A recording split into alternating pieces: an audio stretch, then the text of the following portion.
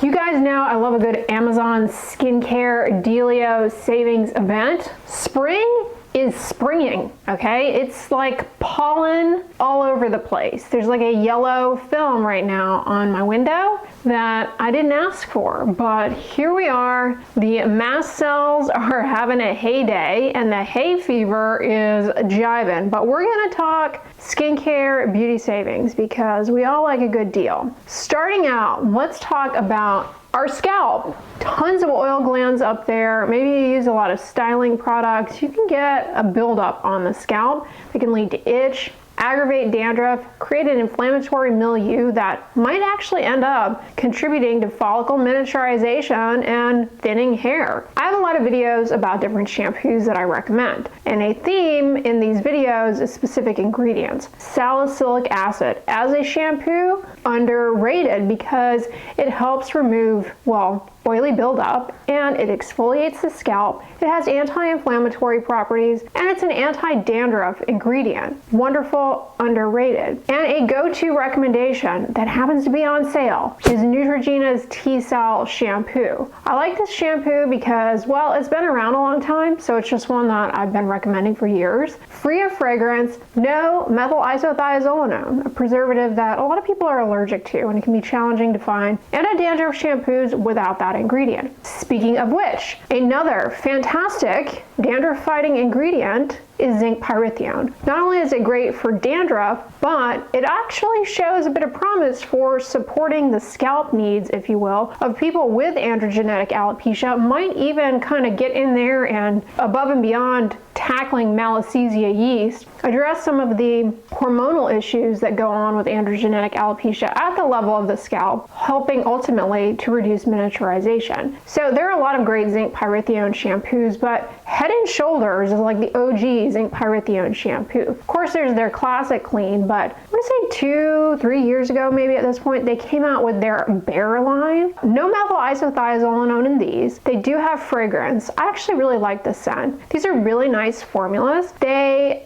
also have this interesting packaging. You can like roll the bottle down. It's almost like a 2-bottle hybrid. That is on sale in a 2-pack. You know, when it comes to scalp care, removing scalp buildup, a little bit of mechanical exfoliation as you shampoo can be wonderful for removing buildup, but also provides that benefit of scalp massage, which increases blood flow to the scalp. And research shows, albeit not super robust, but a small study suggests that motivated individuals who engage in daily scalp massage have better hair growth. Simply the act of shampooing your scalp with your fingers helps achieve that, but they also make shampoo brushes with little gentle massaging like fingers. And I've been recommending this product for years. It is the Hita shampoo brush that Amazon sells. It's on sale. The other reason I really like this is because if you've got hand eczema, shampoo in the palm and lather with your hands might actually be a contributing factor to aggravating your hand eczema. If you're in the midst of a flare-up and you're trying to get it under control, minimizing contact with shampoo might actually really help you out significantly. So this tool allows for you to shampoo your scalp without getting your fingers all up in the shampoo per se. So it cuts down on the exposure. Really, really great, inexpensive tool, but when you can get it on sale, why not add to cart? Moving away from scalp care, let's talk rough skin texture. This is a topic of interest, whether it be on the face, the body, and there are fantastic ingredients for tackling this, such as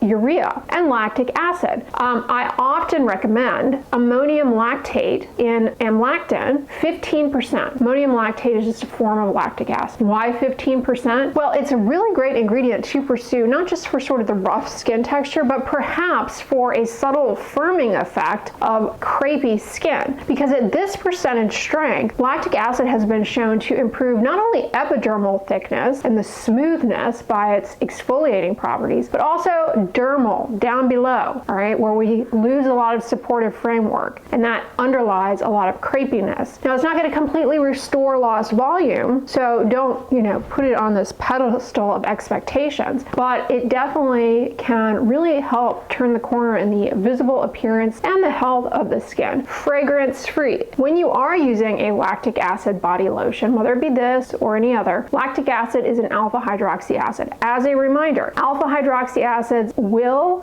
make you a little bit more susceptible to a sunburn. So of course you should be doing this anyway, but extra attention to detail in regards to sun protection when you are using alpha hydroxy acids, including on the body. This is a great product for stubborn, rough texture, dry elbows and knees. A lot of people develop sort of this discoloration and they think it's hyperpigmentation and they try and scrub it away, but it might actually just be dry, thickened skin that is lichenified. And lactic acid can really help because it gently exfoliates the dry stuff, but it also hydrates to allow better barrier turnover. So ultimately, with time, don't expect results overnight, can definitely improve the appearance of that. A word of warning though, when it comes to using amlactin, first of all, a lot of people don't like the aroma. Also, if you have just shaved your legs and you put amlactin on, it might sting, okay?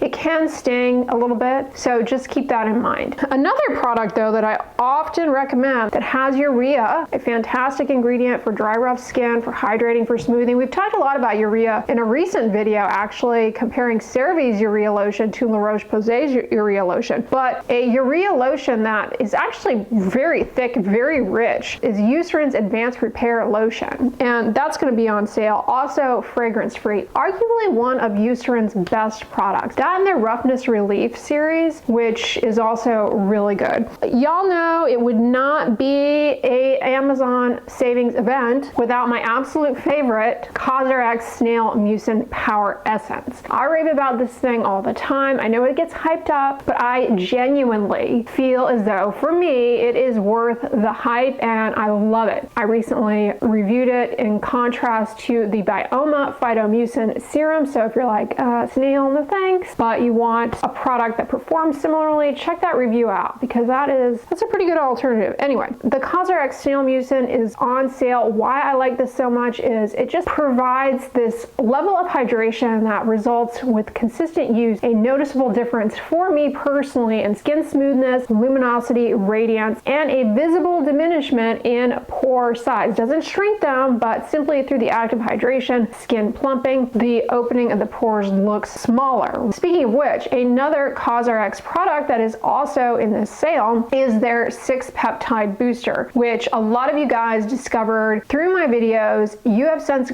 grown to love it as much as I do. This is a peptide serum that's very hydrating. It has N-acetylglucosamine, which is great for moisture balance, amino acids, and a variety of peptides, which may help to a certain extent in helping your skin with its collagen production needs, but at any rate, seems to be helpful for improving moisture content. And I really like actually using this serum as the first step in a skincare routine after cleansing, and I like to pair it with the Snail Mucin. This does have niacinamide, whereas the Snail Mucin does not. Niacinamide is great for redness, hyperpigmentation, the moisture barrier, but some of you are sensitive. So if you're sensitive, skip the peptide serum. Now, an ingredient that I talk about a lot in my videos where you guys are interested in stuff that actually can work to improve dark spots, to improve wrinkles. There's not a whole lot that does both of those things. Well, one of them is going to be a topical form of vitamin A. Not just any, there are a subset that are helpful, and then there are some that get touted as being helpful but are not evidence-based. So the ones that can be helpful are, of course, the prescription retinoids, tretinoin, tazarotene, trifarotene, as well as over-the-counter adapalene, FDA approved for acne, but you can get some improvement in collagen, smoothing out wrinkles, as well as an improvement in dark spots. Then there are the cosmetic ingredients, and some of the cosmetic ingredients do have data behind them to support their efficacy for improving collagen in the deeper layers of the skin, smoothing out fine lines and wrinkles, as well as tackling discoloration, ultimately improving the look of like age spots. And these include retinol, which your skin has to convert to retinoic acid, the active form, by doing 2 steps, but also includes retinaldehyde, a cosmetic ingredient that your skin only has to do one thing to in order to get it to retinoic acid, the active form. And yes, retinaldehyde is evidence-based, especially as far as a cosmetic ingredient goes, a non-drug ingredient for improving wrinkles and the look of age spots, the look of discoloration related to sun damage. So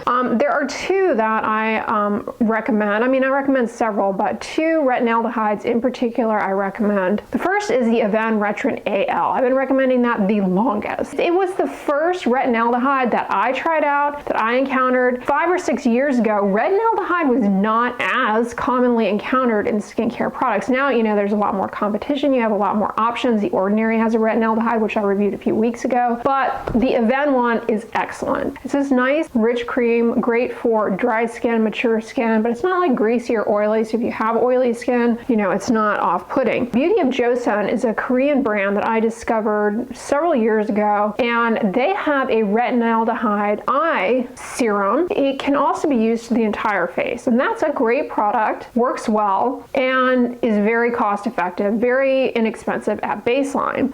So either of these would be great choices. One is pricier than the other, but they're both on sale. So I wanted to bring your attention to that. Speaking of Beauty of Joseon, last year I tried out this product that for those of you with oily skin, you might be intrigued to try this, especially heading into summer where you've got sweat, humidity, and you tend to look a lot shinier, oilier. And that is their Red Bean Pore Refresh Mask Mud Cream. This is a thick, almost paste. So clays help to absorb some oil from the surface of the skin and from within the pore. And doing this helps cut down on shine for the day. And it can, to a small extent, also help with acne breakouts because it removes that excess oiliness from the surface of the skin that would otherwise oxidize and be inflammatory for your acne and potentially contribute to worsening breakouts. So I like it in that regard. It's free of fragrance. It's actually kind of fun to use if you're someone who likes to do clay masks. This is a great one. I mean, there are a ton of great options out there. It's great on the forehead, the nose. You don't have to do it to the entire face. That might be way too drying, but I like using it just to particularly shiny areas like my forehead, my nose, you know, your T-zone. If you have seborrheic dermatitis, you know, that's an oily skin condition. The sebum pools on the skin within the pore, then the Malassezia yeast go wild and you get inflammation, you get patches of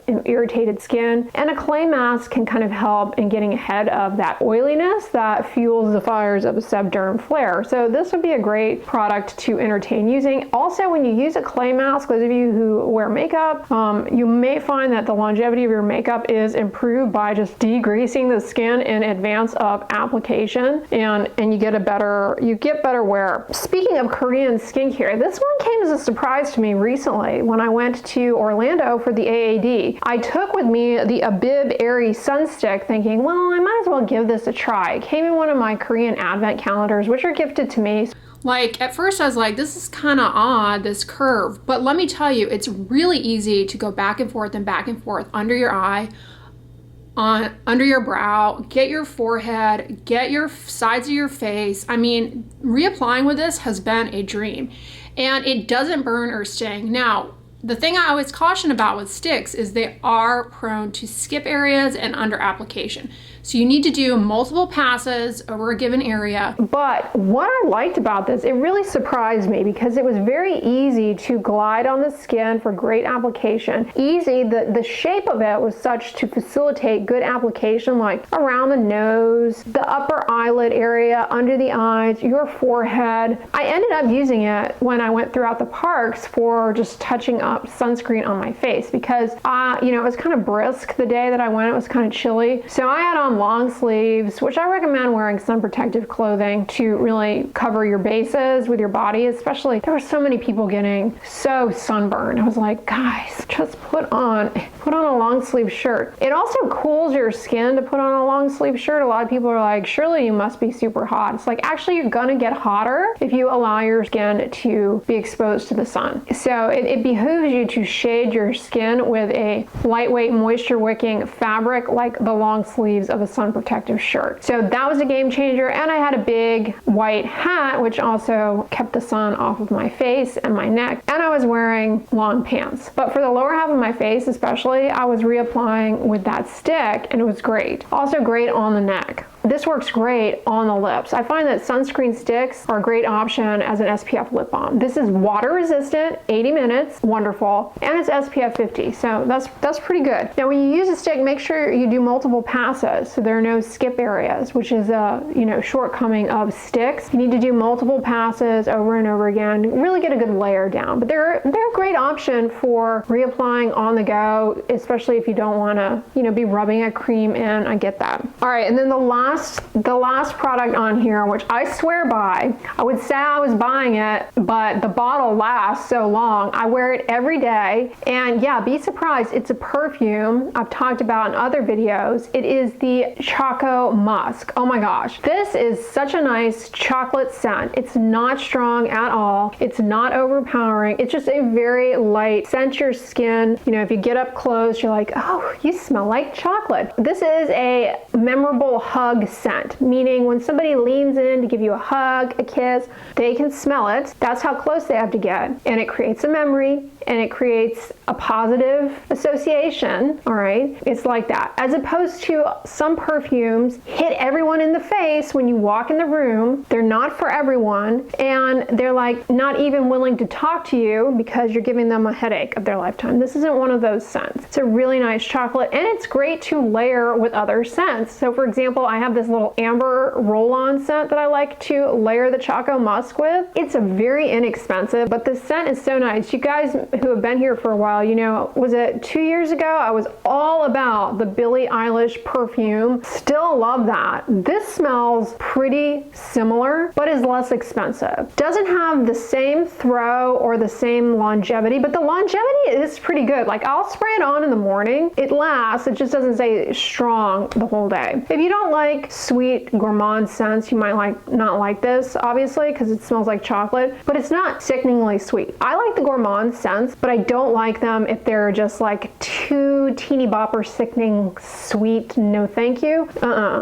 This is a nice where you want it to be scent, and like I said, it layers really well. Like if you have a vanilla perfume, throw a little splash of this on as well. The layering is nice. The layering is nice. As a matter of fact, comment below a recommendation for a vanilla perfume that is not super sickening sweet. I like my perfumes. Yes, I do. I do. All right, y'all, that is a wrap up with regards to the big spring savings event. Remember, it starts today and it goes through the end of March 31st, 2025. Also, a thing to keep in mind is Amazon, during these sales, they have these I don't know what I'm doing here. These lightning deals that are only good for a certain period of time. So be on the lookout for those too, because you might snag some good deals in those events. I've often, you know, opened up my app during a savings event, and it's been one of those lightning deals, and it's been amazing saving. So keep your eyes peeled for that. I will have all of these in the description box, and I'm also going to put a link to a list of all of my deal picks. So if they add things to the sale, as they often do, that I discover products I've recommended before, I might add it to that. So check that list too, especially, you know, as the sale moves on beyond today, March 25th. Anyway, y'all, I hope this video was informative for those of you guys curious about this sale. If you liked it, give it a thumbs up, share it with your friends, and as always, don't forget, sunscreen and subscribe. I'll talk to you guys tomorrow. Bye.